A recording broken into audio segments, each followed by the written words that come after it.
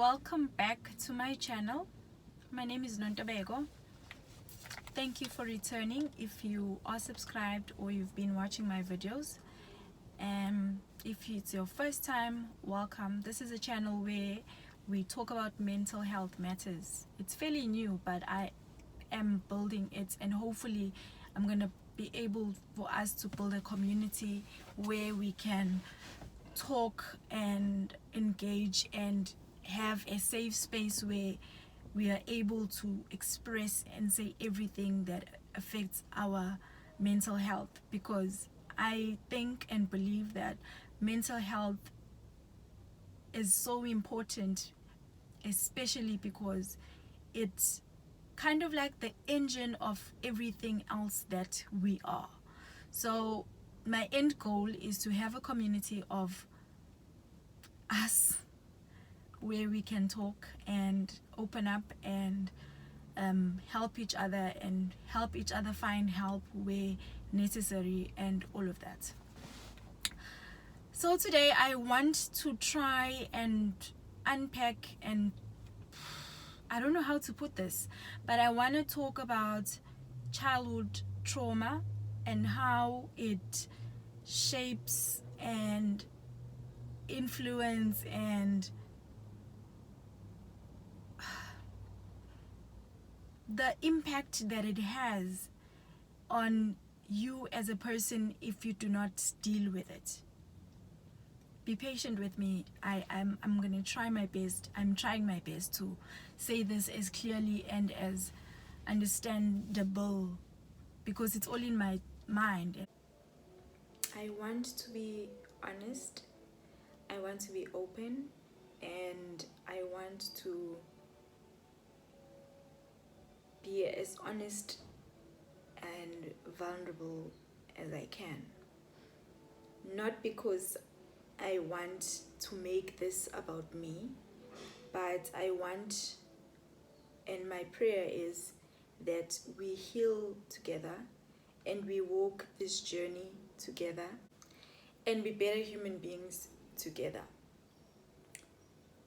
I was raped when I was a child.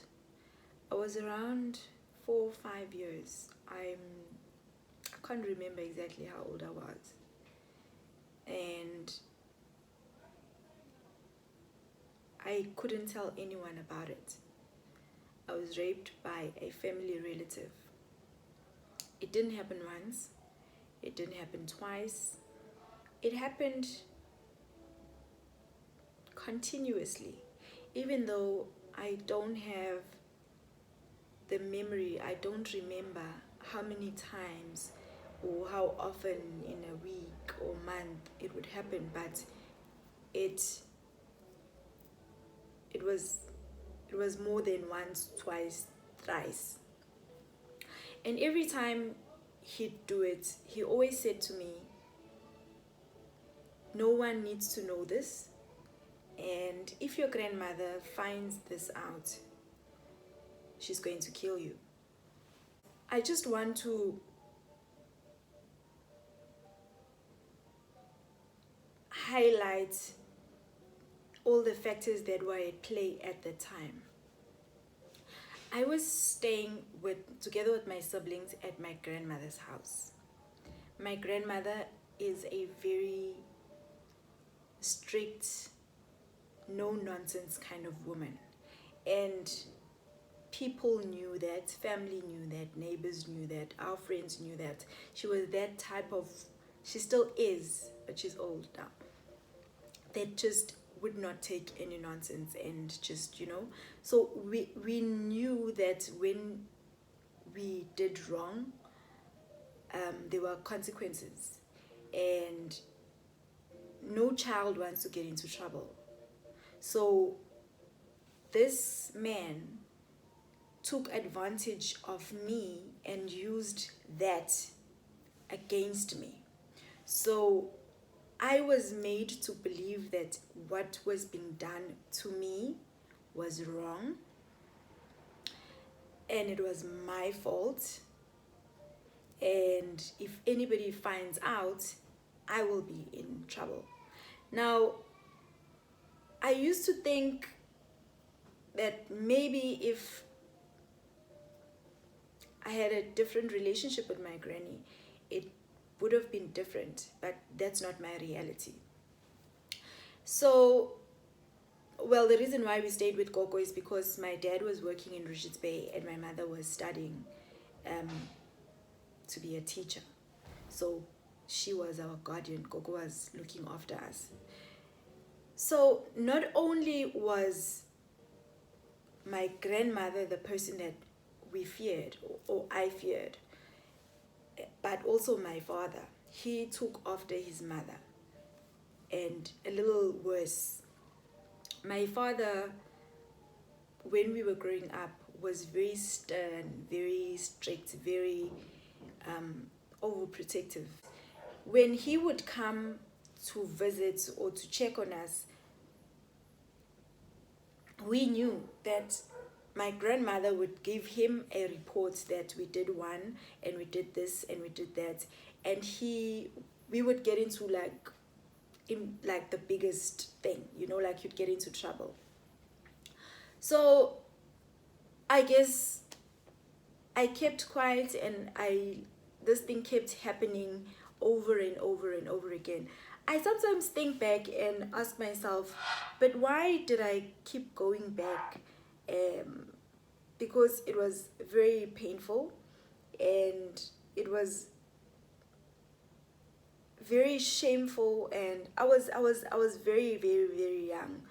My mind could not understand and accept and really take it, which then resulted in me becoming a child and became a teenager that was very depressed. I carried this for years and years after it had happened. And my reasons obviously were that at the time I couldn't tell Gogo and I couldn't tell anyone because, and then, well, man, you grow up and life happens and you kind of find somewhere in you to bury that thing and not talk about it, and that's your secret. You can't tell anyone. And while growing up, I didn't really understand. I just knew that it was wrong and that I can't talk about it. But the older I got, the heavier it weighed on me. And I sort of found a way to live with it and found a place somewhere in me to bury it. And then eventually my dad came for us and my mom, and we moved and we lived together as a family. And yeah, but even in that setting, I still could not talk about it. I couldn't tell anyone. I remember I was sitting listening to the news, and they said that a girl was found raped and killed. A 14-year-old girl was found raped and killed, and I was 14 years at the time. I don't know what happened or what clicked in my mind. Right at that moment, it clicked in my mind that actually that's exactly what happened to me, but the only difference is I was not like killed. I was raped, but he didn't kill me. And I think from after making sense of that and understanding and being able to put a finger on what it is that actually happened and have a name for it, that became even heavier. Now you are thinking, this thing happened years ago. This is a family member. They're going to ask me, why did I keep quiet for so long? No one's going to believe me, and I'm potentially going to split the family. And I think that's when my depression really worsened, because on that day, that was the first day I attempted suicide, because I was filled with so much, I don't know, it was a very heavy and a very hard pressing feeling, and I felt like the soles of my feet were on fire. And so the years passed. You grow up and you meet people, and you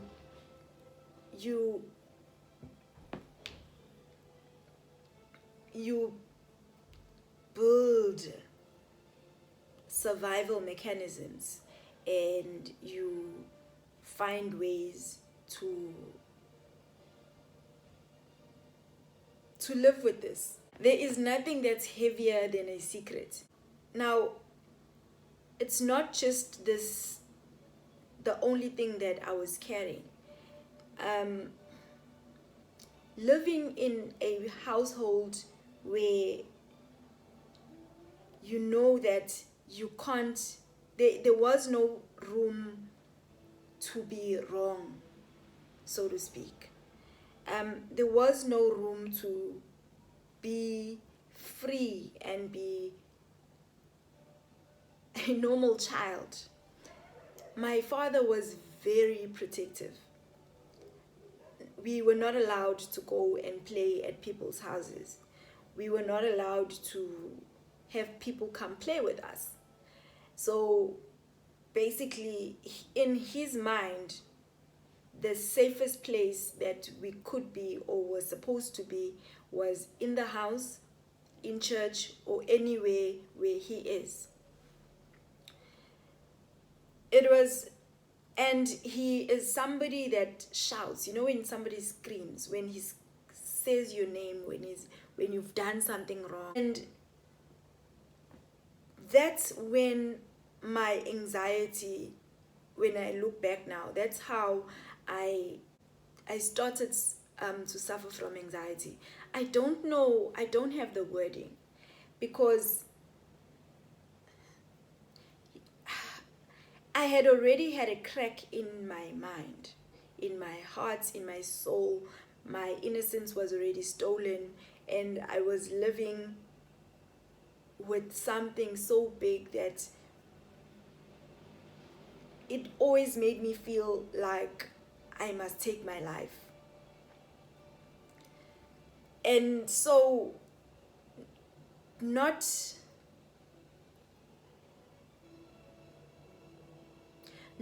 being allowed to be a child, it was all with good intentions. I know that. But a child is meant to explore, to go and play, to have boyfriends, and you do all those things. But my dad did not allow that. And it was extreme because it scarred me. Time went on. I mean, we had everything. We had mom, dad. We got things that we needed. We were well taken care of. And it was a normal household. But I was very unhappy. I was broken. I was battling with myself, by myself, every day. And then, but time went on, and I learned to appear as okay, like normal. During the day, at school, wherever, I would be like everybody else. And at night when I'm alone, I would cry myself to sleep. So that was my life, and it carried on into my adulthood. And when I was 17, 18, my dad and I had a fallout, like the biggest fallout. It was so bad that from having a father that would drive you to the library and pick you up to take you home, to drive you to town, to take you to church, always be there, tell you to do this, like hovering over you, to somebody that didn't even know where I was staying, what I was eating, what I was doing, what was going on with me. So that abandonment added to all of this added to this. I was fending for myself. When I came to Durban, I was a child. I was still young. I was very young, and I had nothing but only determination. I wanted to prove a point. I wanted to make the best of myself and to show him that, you know what, I don't need you. I can do anything and I can be whatever I want without you. That was a good thing, because I could have turned out to be anything. I could have been involved in things that would potentially kill me or turn to be a different person than the person that I am now. That was my driving force. Like every single morning, every day, that's what was driving me. That, you know what, I left your house with nothing, but I'm going to make something of myself. But now what we do not realize is all of these things that happen to us as we go along in life, they don't just get forgotten and go away and disappear on their own. And you may not be aware, you may not always be conscious of the things that you've gone through. Like when I was still finding my feet and working and studying and building myself all on my own, doing all of those things, I wasn't thinking about, I was raped and my dad doesn't love me. I was not in that state of mind. I was on survival mode. The only thing that mattered to me at the time was that I need to make a success out of myself, just to prove him wrong. And I had so much resentment. I had so much anger. I had a lot of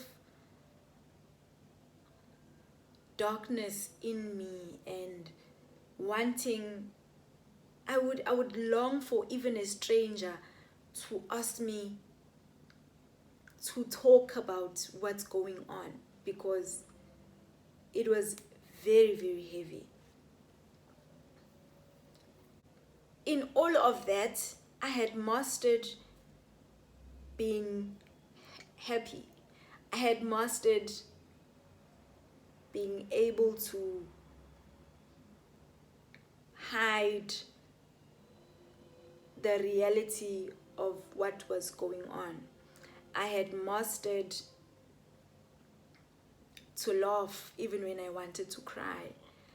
And to me, that was well and good, and everything was fine. But now, the problem with that is it comes back. And when these things come back, they come back as we project them, or I projected them in different forms, whether it be in a negative or a positive way. And I got a job. I'm not going to be naming anything and anyone. I was hired and got fired in 2 months because I slept one of my colleagues. I don't remember what happened really. I don't remember how it happened. All I know is that I was so angry that I did that, and I was fired like instantly. And that was me projecting my pain. So in all of that hustling and the buzzing and the wanting to be successful and have my own place, have a car, work hard, build myself up, and all of those things, I got raped again. And this time I was 20. And uh, it was by my landlord. I remember he came in the house, he knocked, I opened. Look, we didn't have any sort of relationship other than me paying rent at the end of the month. And that's it, really. I don't remember me asking him to do anything, because there was an instance where I had gone to work and left the windows open and it rained and it was windy and the window broke. I fixed it myself. I remember crying because I was saying to myself, if my father was here, he was going to fix this, because my dad can fix anything. Like, he's one of those people that don't hire anyone to do anything. He does everything himself. So it was a very painful thing. I remember paying the guy to fix the window, and it was another thing. It was another reminder that and so he came into the house, and you know, when you open the door, the person will be outside and you'll be inside. But when I opened and I saw him, he was not like standing to greet me and then want to come in. He just came in. I remember being confused, and he closed the door.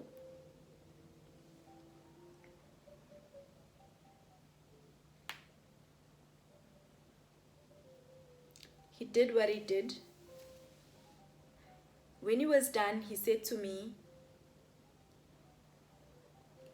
if you tell anyone, they won't believe you. You can even go and open a case. I will say that we are dating and we are just having problems. So you can try, but no one's gonna believe you. And he left. He left me wet on my chest with his sweat and the stench of cigarette, and I could still feel him pulling on my hair. I remember myself leaving the house, going to the police station. I remember sitting there in a queue, and there were people there to certify documents, and the environment was not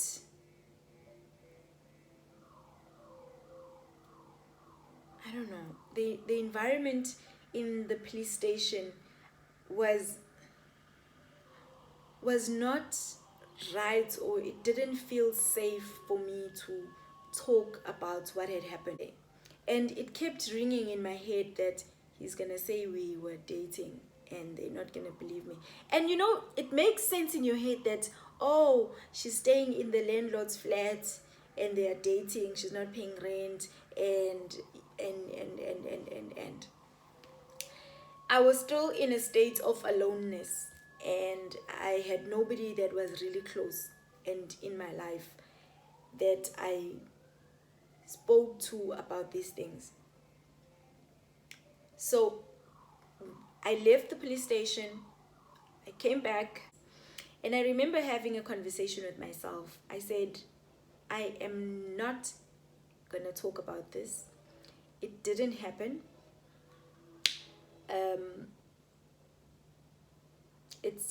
I just squashed it, and I said to myself, this didn't happen. No one will know. No one needs to know. And that's that. And I carried on. Vele, I had mastered being okay and, surviving and doing things and getting things done and pushing, but I was ignoring the most important parts of myself. And then I met this guy. The intensity of the relationship, and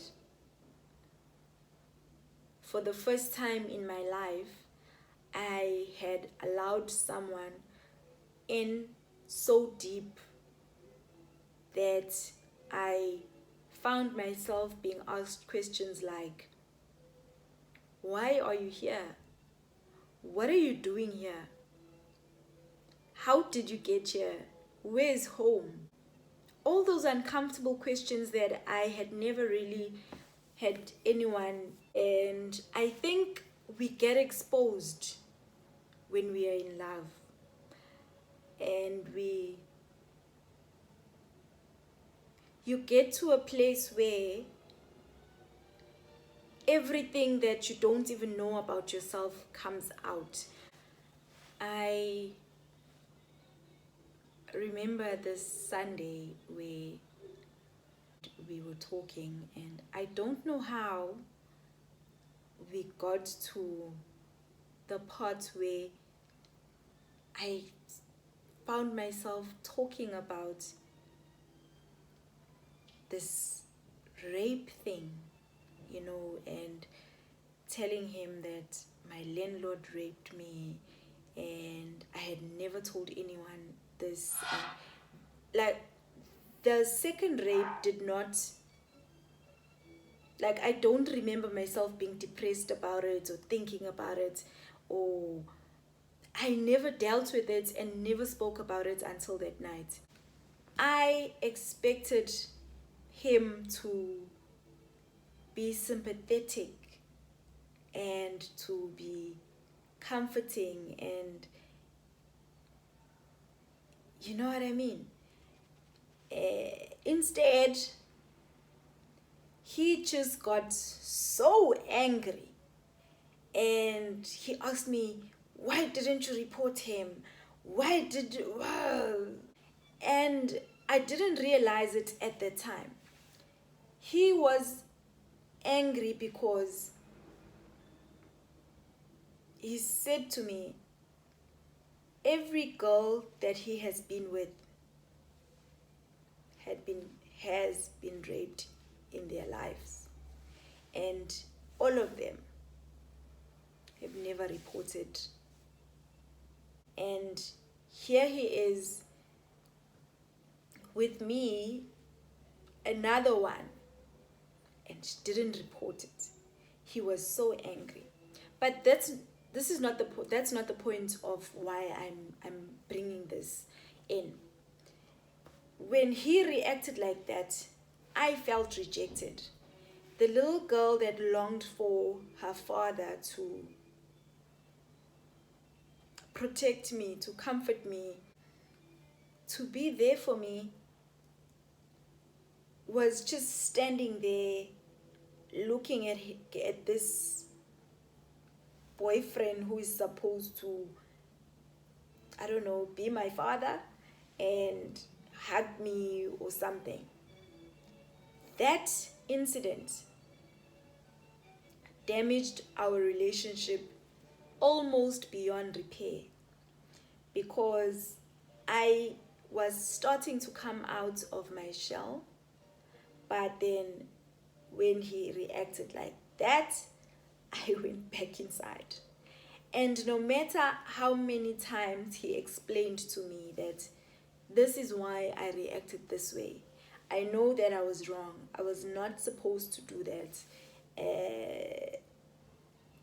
To me, the wires were just not, they were not connecting. And another thing that I struggled with was, in the beginning, I couldn't let him do anything for me. I had grown to be so independent that I just couldn't let anyone do anything for me, no matter how small it, especially a man, you know. And our first fight was him trying to buy me sneakers, I think, and I didn't want him to. And we kind of argued and fought a bit in the shop. Eventually he bought them, but I just couldn't let him do it. And then I remember when we were going to go on our first trip to Cape Town, and I didn't have a travel bag. We went shopping around for one, and he wanted to pay for it.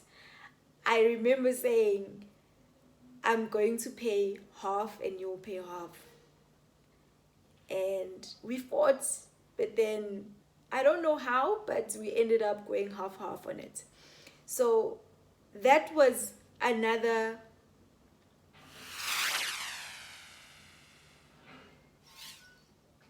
that was me projecting what had become of me because of the things that I had suffered.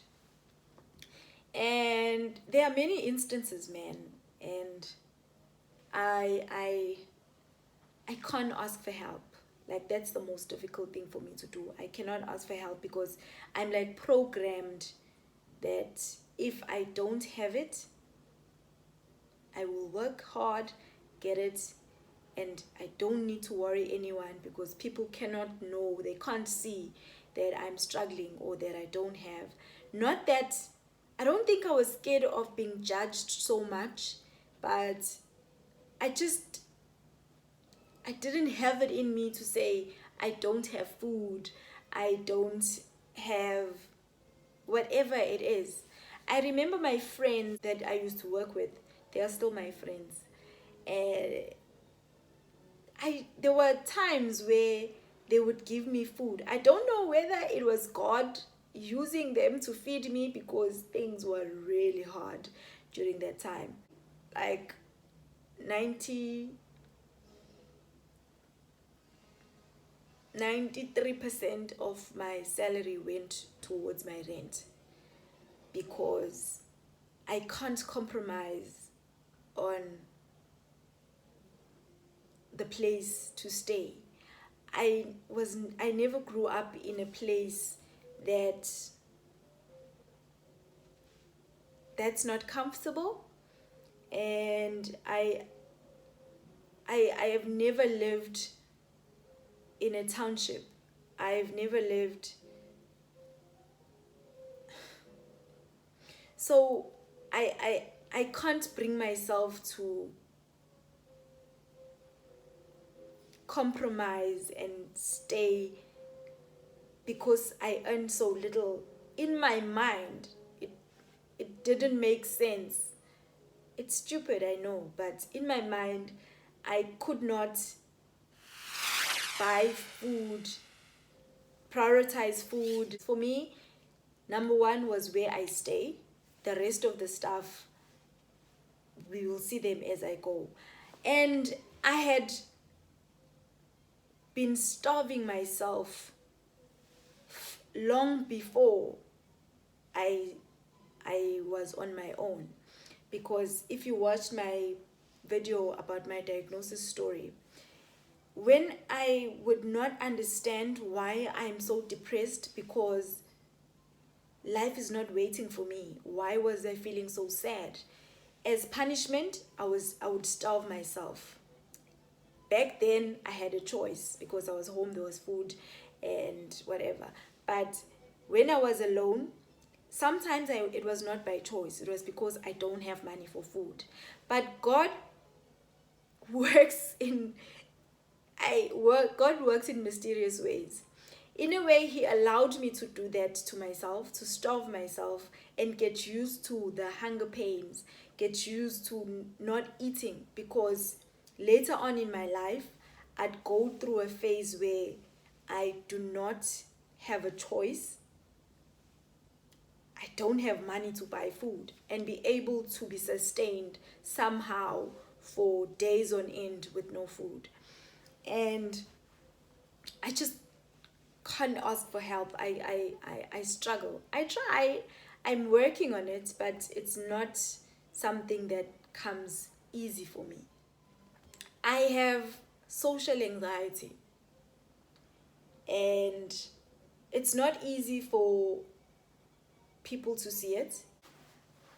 I can handle with being at work because I think I have learned because I have no choice. But going to a mall, especially alone, I can't. I avoid malls as much as I can. It's better if I'm with someone.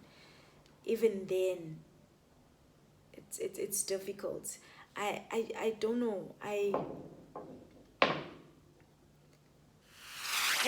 can't describe the feeling. And my anxiety stems from always thinking that I'm going to be in a wrong, or my dad will not be pleased with me, because he just always wanted what he wanted, and 98% was just like a zero to him. So that's where I got the anxiety from. I can't confront situations. Not I can't. I find it difficult to confront situations because I am conditioned to be able to bear however it makes me feel, then to confront you, deal with it, and whatever comes of that, it's okay. At least we would have spoken and sorted it out. I find it very difficult to confront. But I'm very quick to fight, to defend, to give you a piece of my mind. Don't know. I don't get angry easily. It takes a lot for me to get to a place where I lose it. I don't have temper issues at all. It takes a lot for me to be angry. I think because I spent a big part of my life angry, that when I decided to let it go, I really let it go. So for me to be angry, it takes a lot. And I'm just trying to tell you and show you how much childhood trauma shapes us as people. I can't take a compliment. I can't, no matter how good and whatever, I can't, especially if it's complimenting me physically, like, oh, you look so beautiful. I always feel like you're bluffing me and you're saying that because you want something. My first instinct when somebody to be nice to me, my first instinct is they're being nice because they want something out of me. It took me a long time to understand that people can be nice. People can treat you right. Like, you can find a man that will love you for what you are and everything that you are, and accept you completely and wholly, and not want to take anything from you, but just to be with you. And then I started therapy, and in therapy you get to talk about things. But the tricky part about therapy is the psychologist, the therapist does not know what's bothering you. It's up to you to tell them that this is what I'm struggling with. And I chose not to speak about my upbringing, but talk about the sexual assault. I don't like that word because I feel like it's sugarcoating. The rape. I speak about work, my problems in the relationship if I have, but never ever really like talk about how hard my father was on me and how I was brought up basically. And the reason for that is maybe because I didn't realize that that also played a huge role into me having mental illness. Now, I know that my father loves me, and all that he was doing, for him, it was his way of protecting me, of loving me, and in as much as the results of that caused damage, I know that 95% of the time it was because he was shielding me from the world, or wanting me to be strong, or to give my best all the time. It was not until very recently when it hit me that, oh my goodness, it's been 10 years and I've done so well for myself. And then I started reflecting and remembering the things that I went through and how hard I've worked and all of that. And then I remembered a quote or a statement that I once read that says, people only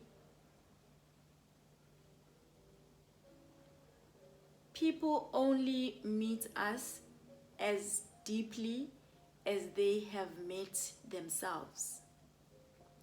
Now, I have always had a problem with connecting with people.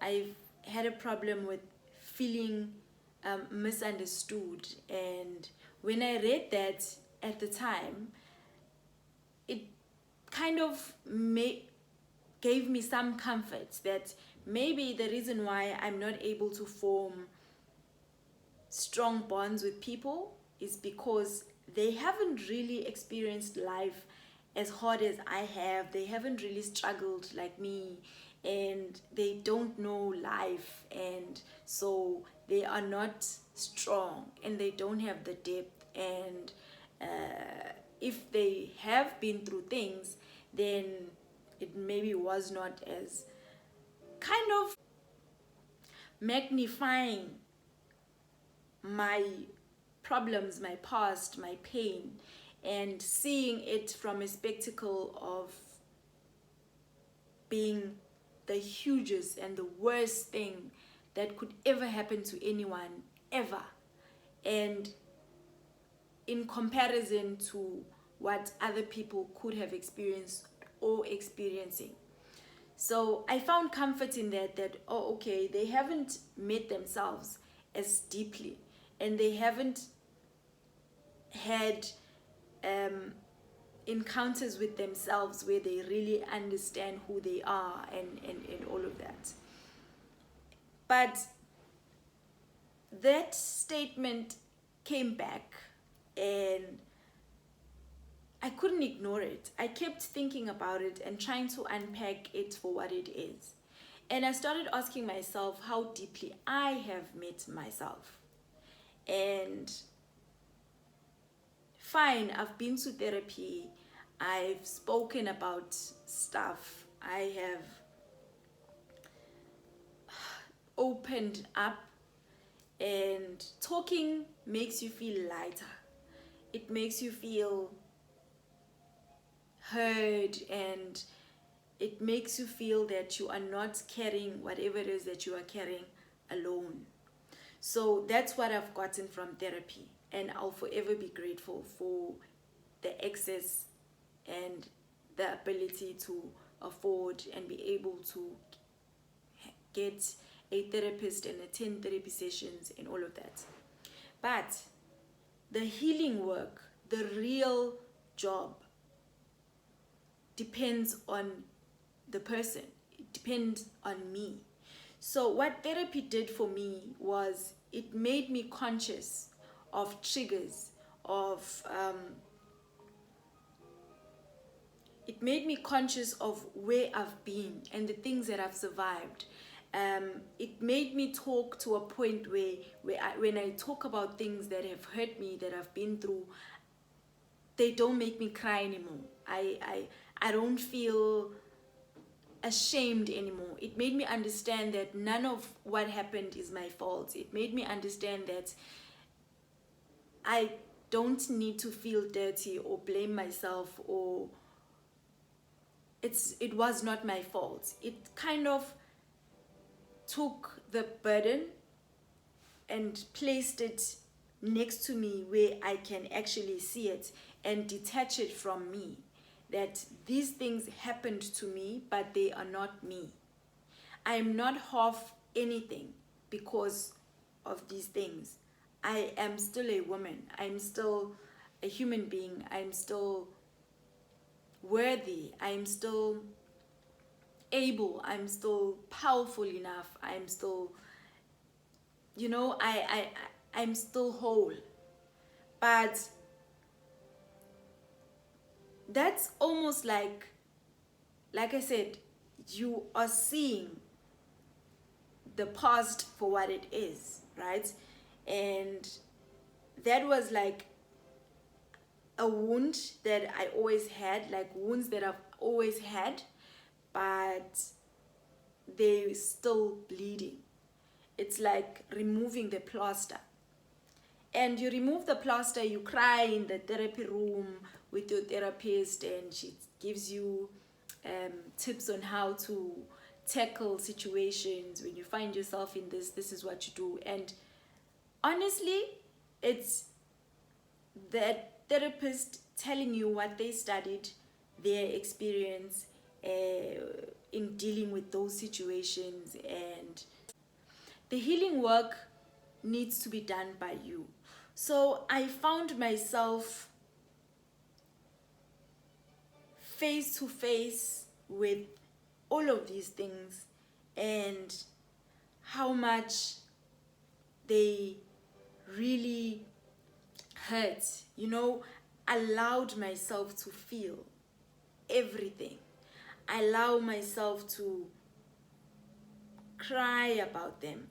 Allow myself to write about them, to think about them. Every time I have those thoughts, not brush them off, but let them come, think about them, feel however I want to feel. Admit to myself that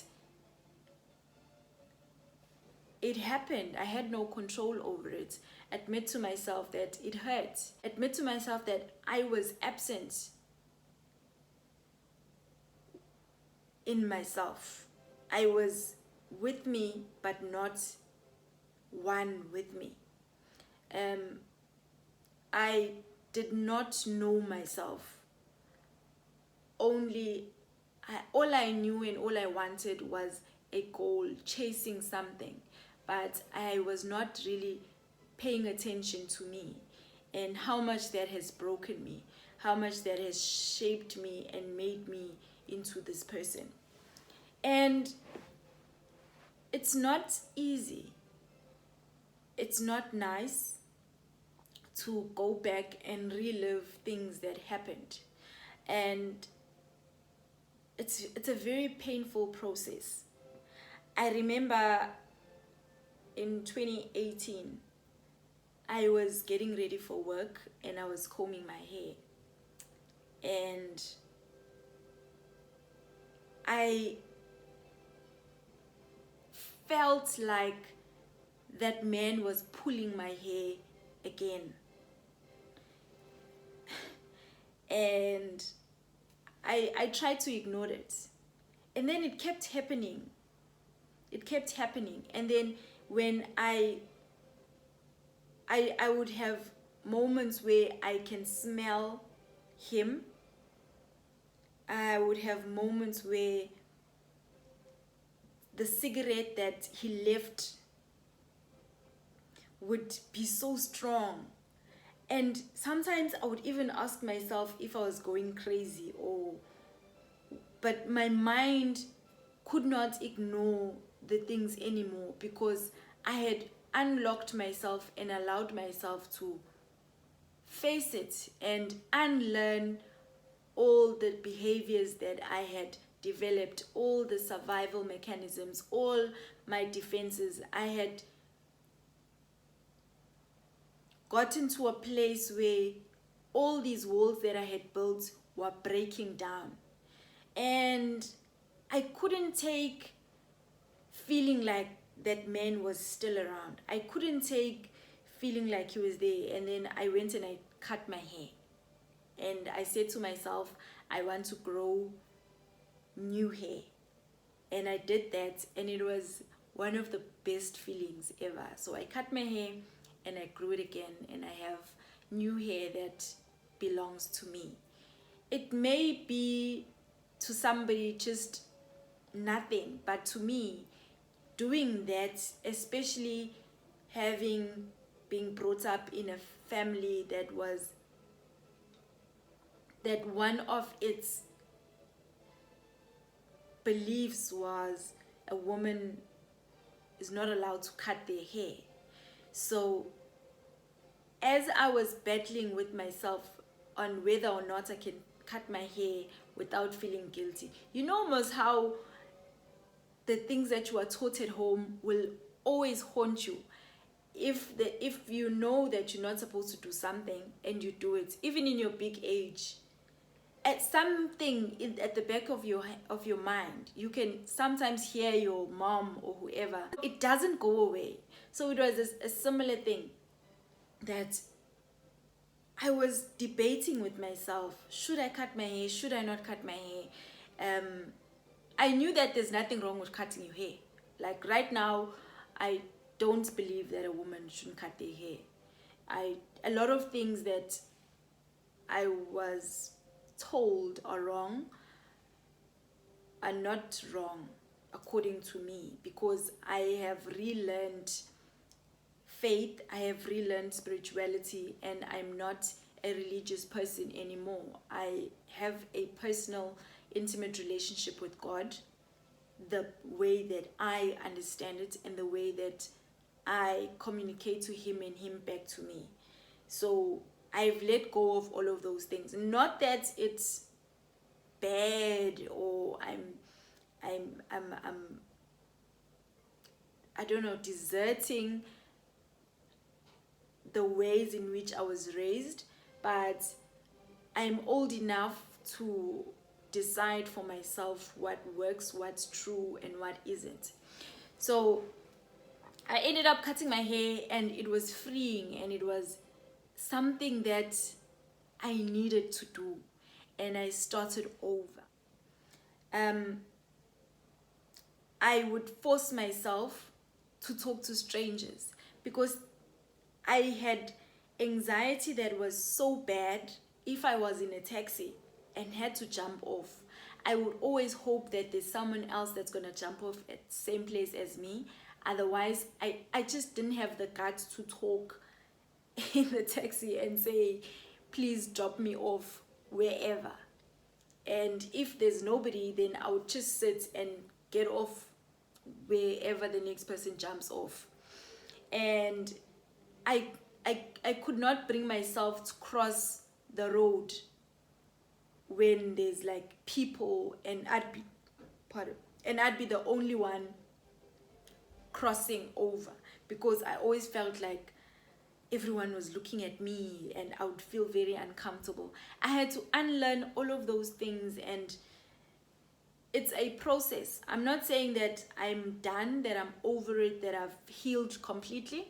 I haven't. Just last week, if I'm not mistaken, I had a panic attack in my sleep. I had one, I think 2 weeks prior to that, while I was driving, the worst. And then I had one in my sleep. Those used to happen back in the day, where I would wake up in a panic and feel like my father is there, or feel like I did something wrong, or feel, and wake up sweaty and all of that. So similar thing happened, and I texted my big brother and I told him that the nightmares are back and I think I need to see my doctor. Well, he told me that I should. The doctor's gonna help. But what I'm trying to say is, I'm not there yet, but I'm not where I used to be. And I'm saying it's not easy, but it's doable and it's very necessary. It doesn't happen overnight. It's been years of me working on myself and learning myself again, getting to know me. And when I react a certain way, or when something happens and it makes me feel some type of way, I pay attention to that and try to question why. When a nerve gets moved, or you touch a certain nerve when you're talking to me or doing something, I step back and try to understand why am I behaving the way that I'm behaving, and deal with that thing so that I become better. I'm trying every day to take my power back from all of the things that had been holding me hostage for many, many years.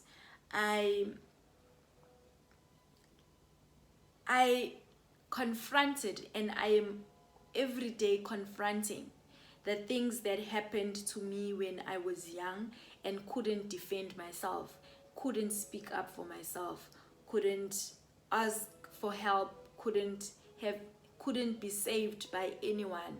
And I'm trying to face the pain of being alone and trying to make a life and a living when my father was not there, and I was too angry, and he was also dealing with his own problems, and I had to go through a lot of difficulties that could have been avoided had he been there. But I understand that it's my journey, and it happened for a reason. God allowed all of those things to happen to shape me and to make me the person that I am. But also, life does not have to be difficult. Life does not need to be like that for you to be whatever. I accept, embrace, and am good with everything. I'm at peace with how my life has been and still is. But life doesn't have to be like that. So I have this is my journey, and could have been avoided, but we're here. So I would like to encourage you to go back and face your fears and ask yourself why you are so short-tempered. Ask yourself why you are so moody. Ask yourself why you can't trust anyone. Try to dig deep in yourself and find out why you can't share, why your relationship is so bad with your mother, why your relationship is so bad with your father, why you don't get along with people that you live with, people that you are supposed to talk to. And try and beg yourself to confront the things that have hurt you. They say hurt people hurt more people. The world is full of unkind people. It's full of people that don't care, people that are always on the move, and we hurt each other as we go along, sometimes intentionally and mostly unintentionally, because we are hurting and we are projecting our hurts on other people, and they manifest in different ways. So I am inviting you, I am saying, go back and think and look back and trace back and try to find out what happened. No matter how it makes you feel, it's not easy. It's not easy looking in the mirror and seeing not just this, but seeing yourself when you were told that you will never amount to anything. Allowing yourself to listen to the words when you were told that you were stupid, that your brother or your sister is better than you, that you are whatever, all of those things that were said to you, and you sucked them in because you were a blank canvas and had old people painting on you and shaping you however they wanted and however they wished. You have become what you have become. You have a choice. You have a choice to work on yourself and become a better version of yourself. I pray that we all heal. I pray that we all become better. I pray that we become a society that understands and that is lenient and understanding, a society that's accommodative, a society that is patient, a society that is loving and non-judgmental and able to coexist without making each other feel less than. Just know that it's doable. It's a lot of work. You need to want it enough. You need to be committed to the cause, and you need to be patient with yourself and allow yourself time to bleed, to heal. And as you would be coming into the awareness of everything that has happened that made you what you are, you're going to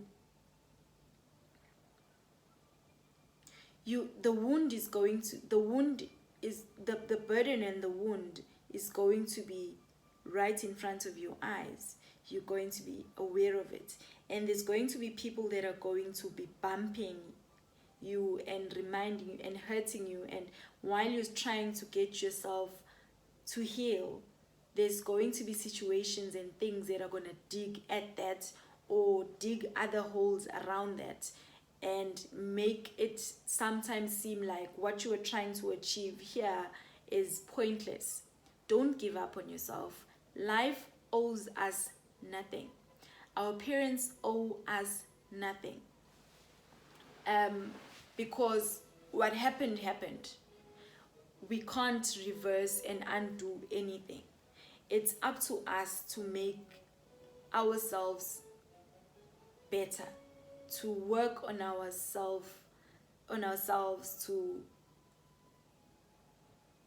to heal and to make peace and to let go. My prayer is that you find it in yourself to do this. I'm not going to tell you to journal. I'm not going to tell you to meditate. I'm not going to tell you to pray. I'm not going to tell you to consult. I'm not going to tell you to do anything, because what worked for me, what works for me may not work for you. But what I'm going to ask you to do is to be kind to yourself. Be kind and patient with yourself. Not just in speaking, but in action. When you try to do something and it doesn't happen the way that you want it to, don't give up and call yourself stupid and allow yourself to feel like a loser and start believing everything that was said to you, all the negativity that you were fed. Don't let that win. Don't let that be your destiny. Work at it. Win each day at a time. Some days are going to be easy. Some days are going to be hard.